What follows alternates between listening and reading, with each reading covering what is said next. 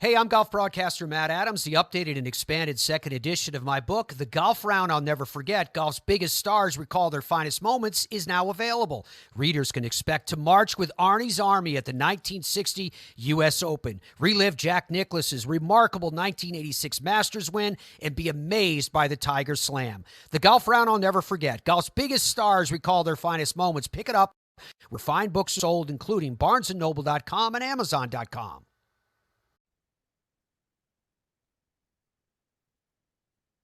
And we'd like to welcome everybody to the Football's Family Podcast, recording on a Saturday morning because my guest and I have played musical schedules. We both cannot find a date that would work for us, but we finally did at 9 o'clock on a Saturday morning. Would you like to introduce yourself? Yeah, Craig Colquitt, former player at the University of Tennessee, who's very proud of the Tennessee basketball Vols right now. First time for Barnes to be in the Elite Eight and second time for Tennessee. So history is made last night. From Knoxville, Tennessee, raised two boys and have 9 grandkids. My 2 sons played in the NFL. I played with the Steelers 78 through 84. First 2 years, won Super Bowls. So I was spoiled. And, pretty exciting and blessed career, and now live in Lebanon, Tennessee, about to move back to East Tennessee. Yeah, he is. He pointed to his hat. We're not going to, this is all audio because. Oh, okay. No, it's okay. It's all audio because I don't know how to transfer it over yet. I haven't figured that out. That's good. I can keep drinking coffee. Well, you're good. You're good. But he pointed to his UT Knoxville hat. Last night, Mr. Craig, I was leaving the movie theater. I watched Godzilla yesterday. I had to do it. And I walked by a place that had the game playing, and I noticed the score. It was just started. So what did the score last night end up being for the 80? Was it 82 or 80, 67? Oh, wow. Yeah, we had an 18-point run at one point. Everything just kind of started gelling. We were really off in the beginning. I mean, we weren't hitting anything, and then it just kind of transitioned. But Barnes really shut Creighton down with the defense. They couldn't function properly. You know, the one thing, and this is not what we're going to talk about today, but I love different topics coming up. The one thing that I enjoy about March Madness is the different schools that you never hear about can excel in basketball. I don't think Creighton has a football team, but they made it to the Sweet 16. And you know what's funny? This is NAIA, which the school I attended was NAIA. They won my alma mater won their national championship a couple days ago. So who's that? Freed-Hardeman University. Freed-Hardeman, I've heard of that. Where is that? That is over in Henderson, Tennessee, just where I am, just about an hour west of here. Where you are, it's about 2.5 or so. I knew I'd heard of it. I used to travel the entire state of Tennessee in the business I was in. So you probably know where that is. But I thought that was pretty cool that you don't really hear about a lot of schools like Creighton. Pepperdine was big, and then you had anyway, this is about you. This is but he is wearing his UT Knoxville hat. So let me ask you a question. So you played for a number of years for Pittsburg, and you were a graduate of Freed-Hardeman. That's me. You're a graduate of UT Knoxville. What got you into football in general and punting specifically?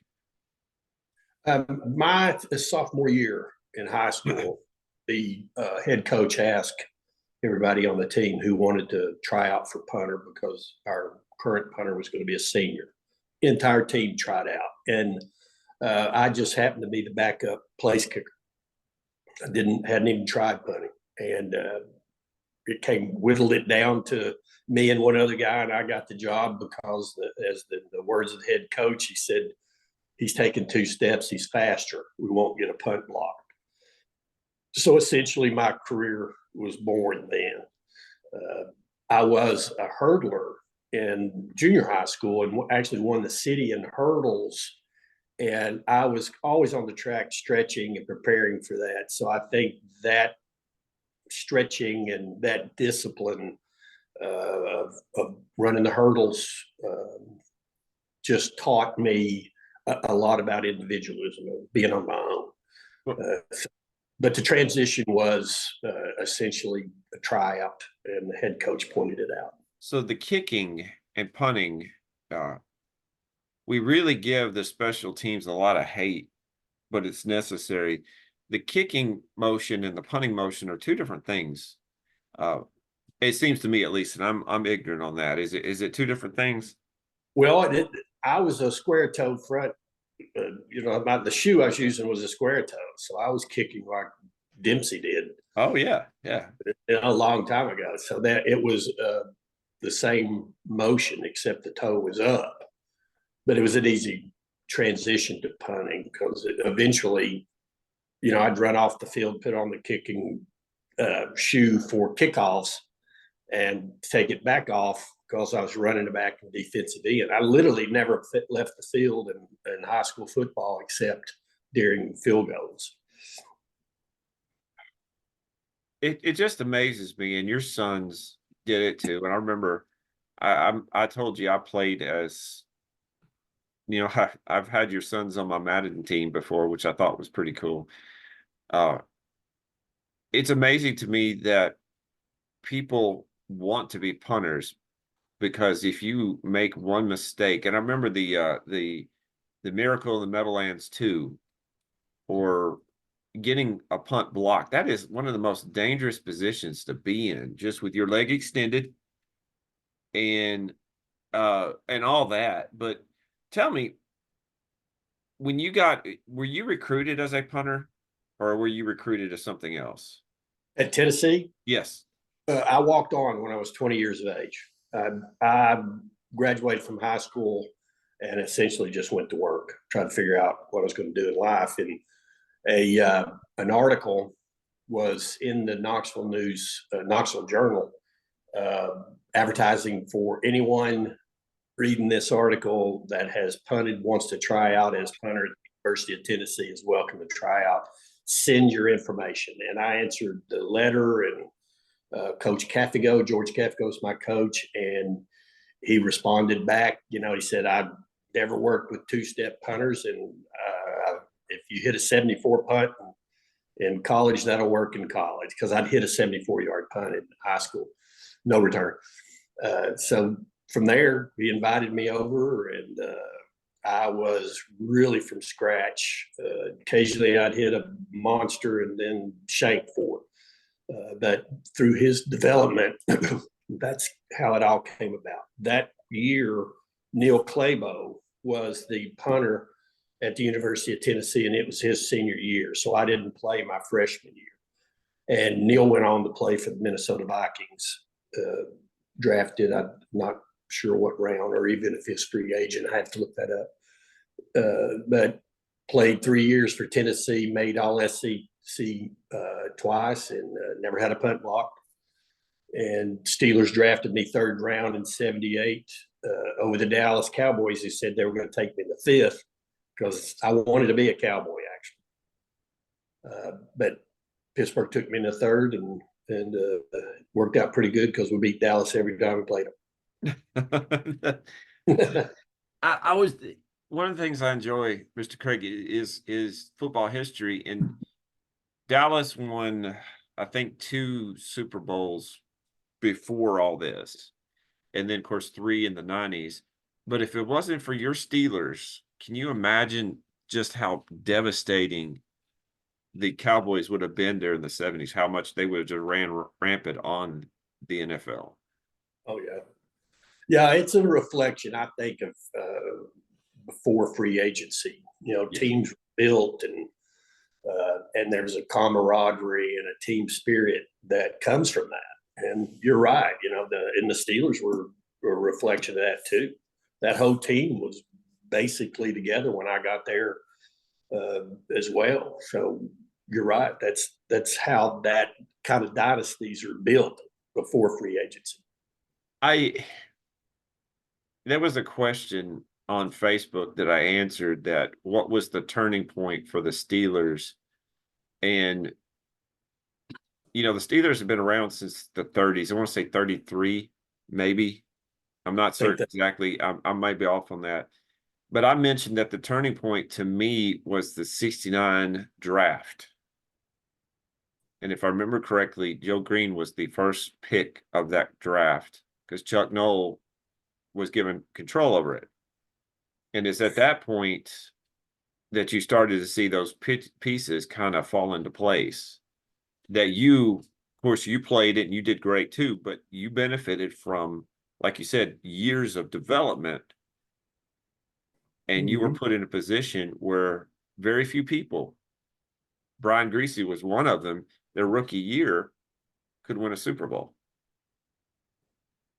Yeah, I'd like to see what the odds of that are. I hadn't delved into that, but yeah, Joe Green was 69. I think Bradshaw's probably 72, and then the big transition. Franco's probably 72 as well, or 73, maybe 73. But 74 is the big draft, which was, Donnie Shell, I think, was a free agent. Jack Lambert, third round or second round or something. But, that's John Stallworth, Lynn Swan. Just the pieces. I don't know where L.C. Green would fit in there. But, just from the draft, they built into that instead of having free agency trying to buy a team. That's I think strategically that it was more difficult, or I think in my mind more difficult to keep people healthy and build it as a dynasty over years than it would be free agency. Your team in particular, the Steelers, you played the Steelers your entire career, correct? I tried, attempted Atlanta Falcons and Baltimore, Indianapolis Colts, but didn't work out. Didn't work out. Okay, but let's stick with the Steelers for a little bit then. Yeah, that's a better conversation. we'll do that then. Your team, number one, had a. I think you told us stories about pretty decent ownership. Pretty decent, the Rooneys. Right. Absolutely. One thing I enjoy about listening, of course, I don't know the stories, and of course you do, you experience them firsthand, is how they kept with them in the World War II, with the Cardinals and the Steelers and the Eagles and the Steelers, the Steagles and the Carpets. Your organization there, the Rooneys, pretty much kept the NFL going. It was the Rooneys that were willing to negotiate about the AFL, NFL. And it was the Rooneys who, to me, with their ability to get away from the owner or from the coaches, the Steelers have had 3 coaches in about 50 years. Isn't that insane? It's a reflection, like you're saying, because it's hands off. The Rooneys were about the bottom line. Off the field, let the coaches run the game, and that's the way I felt. The administration was a whole different animal compared to the team. Now, and Noel can think on his own feet, and every coach was able to said, I want to coach, and you all back me up. He did a good job. I was telling Mr. Craig that I got a puppy here and I need to find her. One thing about the Steelers that I really enjoy is, oh, she's right there. She's good. She looked at me and said, "What are you waking me up for?" Her She's growing. She is. Her name is Moneypenny because I'm a James Bond nerd, and I like that one. I like it. Yeah, we can't put her name on a collar yet because it's too big, so we'll figure something out. Anyway, with was it Art Rooney, the primary owner at the very beginning? What I love about it was Art Rooney, correct? Yep, Art Rooney Senior. What's that? Art Rooney Senior, yes. Art Rooney Senior, yes. I love his background, his stories. I think John Eisenberg had a book about him, a fantastic book. He's a neat guy. But I love watching him getting the Lombardi Trophy with that big old cigar in his mouth and his thick old glasses, and he's just crying because he is so happy. And that's just who he was, wasn't it? Yeah. Yeah. He was a quick story to tell you how he was. I'm sitting in the locker room on a Saturday morning, practice just ended, and I have Dustin with me, and he's about 2.5. And he's running around, and Art Rooney Sr. appeared into the locker room. Evidently, he was out on the field, just walked in there. And the first thing he did was remove his cigar and said, "Who's this?" And I said, "This is Dustin." And he said, "You all follow me." And I'd imitate his Irish Pittsburgh accent, but it was thick. We followed him to his office, and he sat down in the crescenda, turned around, and I'm kind of handling Dustin, and Art Rooney turned back around. He had a baseball in his hand, and he signed it. "Dusty, you'll be a superstar someday, Art Rooney Sr." Still have it. Dustin wanted to play with it, and I managed to keep it away from him for 30 years before I ever presented it to him. So we still have it, but that's who he was. Very personal. He and Bradshaw were close as, don't have a good analogy, but they were really close friends. So that's who Art Rooney was. Yeah. Well, of course, we're talking about your story here, but Bradshaw, to me, and I think he mentioned it, I think I read something about it. He said he was not the greatest quarterback, but he played in a team that made him better. And the way I understand about the Steelers is obviously you had superstars, Joe Green being one of them, Greenwood being another one. Swan was a superstar, but I think Starworth had better ability to get open. Swan was just insane with what he could do with the ball. Mm-hmm. And then you had Rocky Blyer, which is a great story as well. And you all had to work together because, again, during this time, there were pretty much two teams running the NFL. Your choice. Growing up in East Tennessee, you probably heard about the Cowboys from the time that they started to do well until the time you were drafted, didn't you? Oh, yeah. Yeah. In fact, Gil Brandt sent me a letter my senior year every week. So I knew I was going to be a Cowboy, and everybody had a blue star somewhere in their room. But yeah, the Chicago Redskins, Falcons, Cowboys, and occasionally Steelers were always on the TV, the three channels when I was growing up. So, but yeah, the way it turned out to be, the Pittsburgh Steelers and the domination with them and the Cowboys is a very interesting story. Gil Brandt, I have an interesting Gil Brandt story, and I know you probably have several. Of course, I never met the man, but for what I understand, we are better for him to be here, for him to have been here. Yes, I agree with that. He was hosting a radio program on NFL, the NFL Sirius Radio. And I called in, and I thought, I'm not going to get in. And I got in. And it was him and I can't think of the other guy, but we're here to talk to Gil Brandt because that guy was just a walking encyclopedia. He has forgotten more than most of us will ever know. And I called in and I said, "Well, I'm from Tennessee." And he didn't want my question yet. He said, "Where in Tennessee?" And I said, "Waverly, Tennessee." And he commenced to talk about people who I knew from Waverly, Tennessee, and stories about football. I was like, okay, who is this man? And I was like, he knew that. I imagine that there are places that he never attended or been to, but he still knew something about it. It just amazed me when I started talking to him. He has been real friendly with Dustin and Britton, even over the years. Always came up and said something to him on the pregame warm-up area. So when they were playing the Cowboys, and then if he's ever down there on the field, so he'd always say the same thing, say hello to your dad. Because, he told me that he's going to draft me in the 5th round, and Pittsburgh took me in the 3rd. So pretty interesting.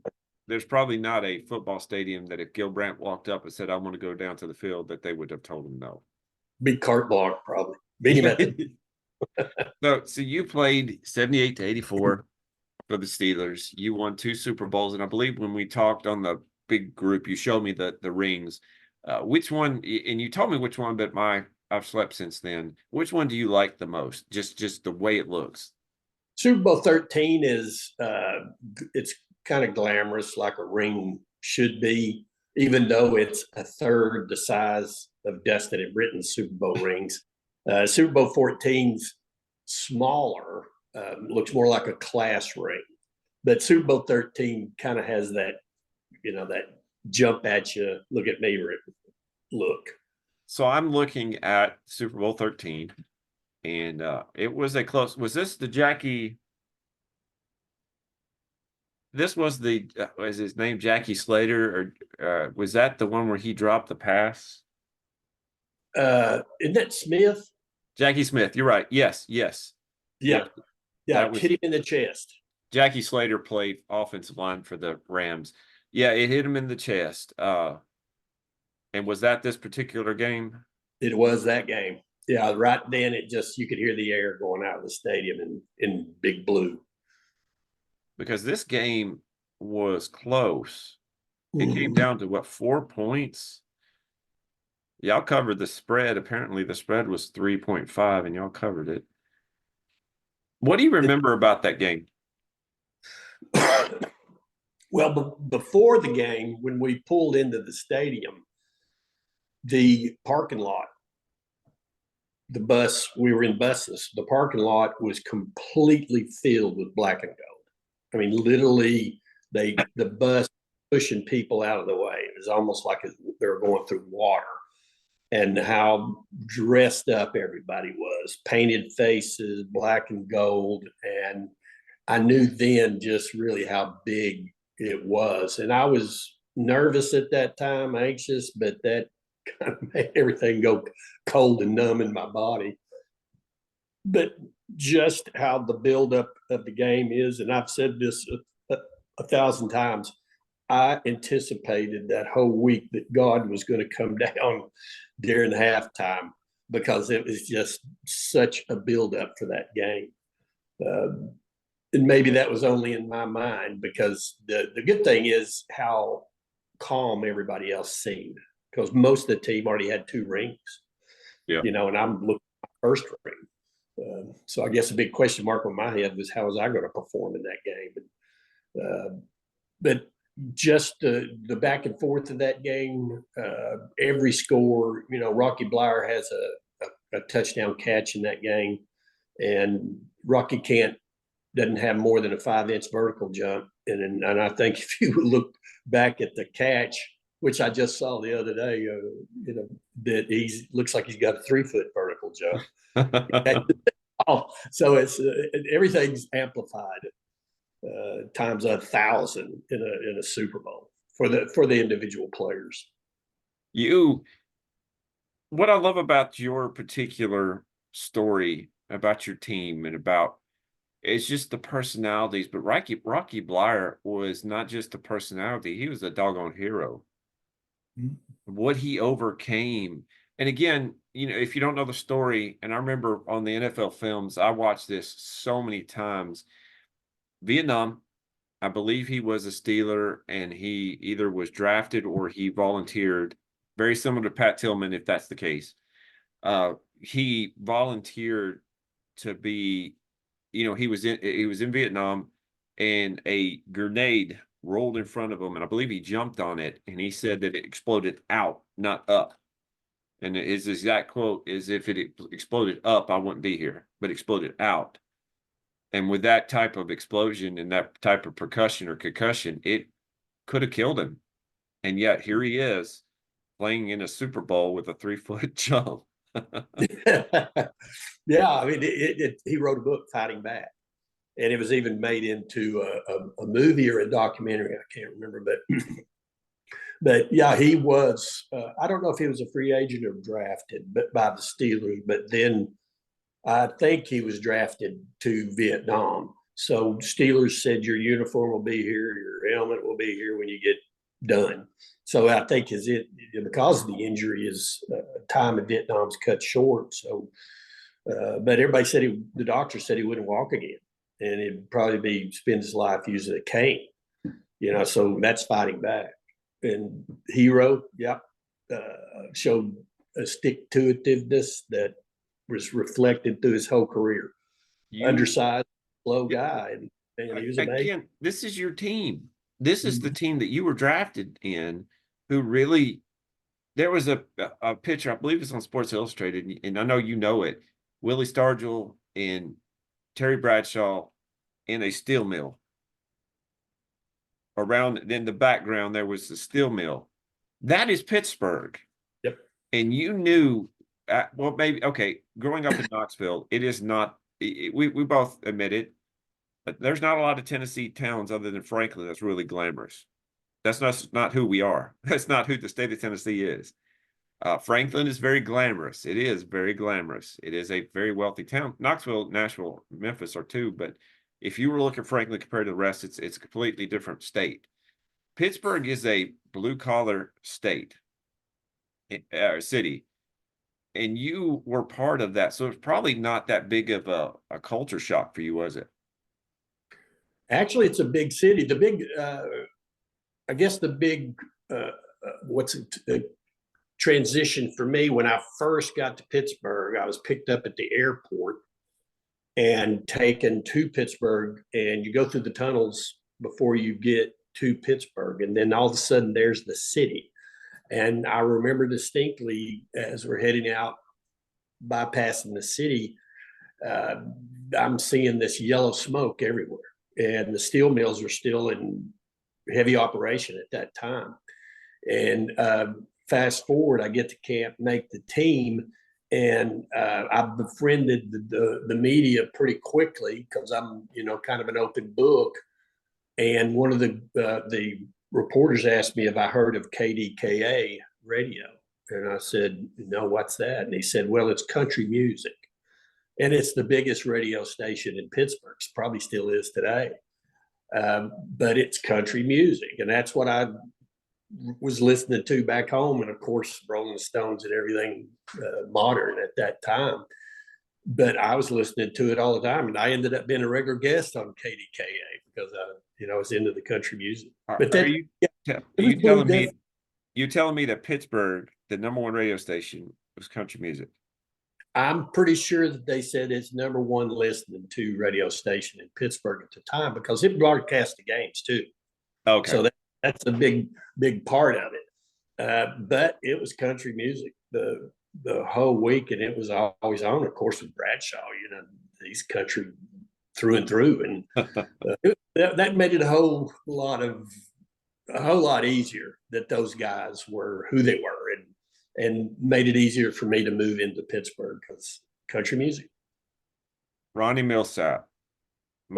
I grew up with, every time I'd go to my granny's house on Gardeners Creek in Dixon, she'd have this little radio playing, and it's country music. It would be 95.5 WSM.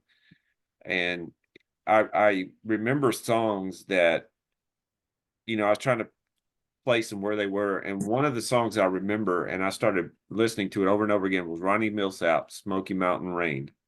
Oh, yeah. And when you talk about that, that's the first thing that popped up in my head. If you've not listened to Ronnie Millsap, Smoky Mountain Rain, you are depriving yourself of one of the best songs ever made. I agree with that. Millsap was amazing. I was shocked when I first found out, he's blind even, because that's a huge impact. I actually happen to play guitar and write. So developing music is so deep in your mind. I think that's why country music was such an impact on me growing up. I even told the boys I was driving down when they were young, driving down the road. They were probably 12, 13, 14. I said, and I got country music on and they want me to turn it off. And I said, one of these days, boy, you're going to love country music and you're going to like your music too. And they said, there's no way, Dad. Fast forward to college. They get to college, everybody's listening to country music. So it's the thing. I actually happen to live where I'm living and moving away from. Originally was the estate of a guy named Curly Putman. And Curly Putman with other writers wrote the George Jones hit, He Stopped Loving Her Today. and he wrote Green Green Grass of Home and DIVORCE, divorce, on this estate. It was 138 acres, and it's been whittled down. I've got 11.6, and there's a guy with 60, a guy with 47 acres. So it's kind of in my blood, especially living here for the past 10 years. What I like about that particular one, that's Tammy Wynette, divorce. Yeah. She also sang Stand By Your Man.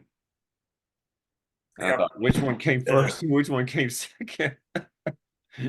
Maybe she just I think got tired. DIVORC is, yeah, it probably came after, after you go through divorce. But what's interesting about the George Jones hit, George Jones did not want to sing that song. He said it's too depressing. Nobody want to hear it. And it ended up being the #1 country song of all times. So there's even, I've got a book here, basically why George Jones didn't want to sing that song. And it ends up being that big hit. Oh, if you've never heard that one, he had a distinct sound that if you heard him, you would know immediately that is George Jones. And when he did that, and I'm trying to explain it, he kind of has a nasally sound to him, but again, it's more like a baritone nasally sound that's just beautiful. And when he goes into the chorus, he stopped loving her today. You're like, all right, George, you won me. You won me.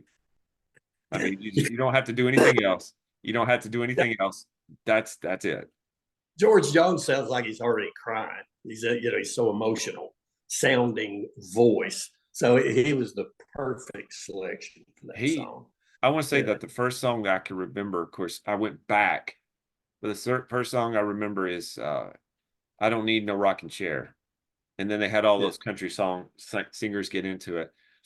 And then, you can go back and you go on Spotify. I listen to Spotify all the time. You go on there and you can just pull up everything that he's ever done. And you're right. It sounds like he's already, in a lot of them, he's already crying or drunk or one of the two. Probably a combination. But there's a picture of him riding on his John Deere tractor, getting pulled over. It's up at the local restaurant. We live here next to where Loretta Lynn. I'm pointing that direction, like you could tell. Loretta Lynn, when she was alive, lived right over there. She was just right across the way from us.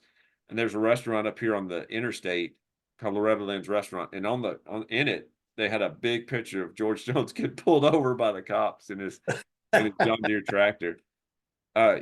See, this is what I'm talking about, Mr. Craig. You and again, I told you we're running out of time here for Zoom. And I do appreciate you coming on, my friend. You are definitely not only a blessing to me, but for the rest of the people on our podcast network that you've got a chance to talk to. You have your story is encouraging. The fact that you got back into football and then got drafted. The fact that a punter got drafted is incredible. I mean, we're talking like Ray Guy got drafted. We get Ray Guy, but for the most part, punters don't get drafted, and you did, which tells you something about you and your abilities, which is very impressive. And I love it. And the fact that you have instilled into your sons very similar work ethics so that they could both succeed in their fields and their abilities. And you said both of them were Super Bowl champions. Both of them. Dustin is Britton is Super Bowl 50 with Peyton Manning, and Dustin is Super Bowl champion with Peyton Patrick Mahomes. So it's interesting. I was Bradshaw, Britton was Peyton Manning, and Britton and Dustin was with Mahomes. And I think maybe it's hard. Somebody pointed that out the other day. I never thought of it that way. I was with Bradshaw, Britton was with Peyton, Dustin's with Mahomes, and that's amazing if you think of it. That's pretty good company to be with. It's pretty good company. Bradshaw could pass. Obviously, the Steelers were more of a running team, but Bradshaw could do it because you had two of the best receivers of all time. But you change over to your son's generation. Peyton was a passer, a pretty decent one if I remember correctly. He was okay. You know, it's interesting. At University of Tennessee, I remember watching him on team, and I said, this guy can't throw a spiral. He's so strong. He's throwing ducks, and they're getting there. The ball is getting there. You know, ducks meaning wobbling. Yeah. And he gets to the pros, and I think he's I don't know who was working with him at the time. It might have been Tom Moore, who's like 85 years old, still in the NFL.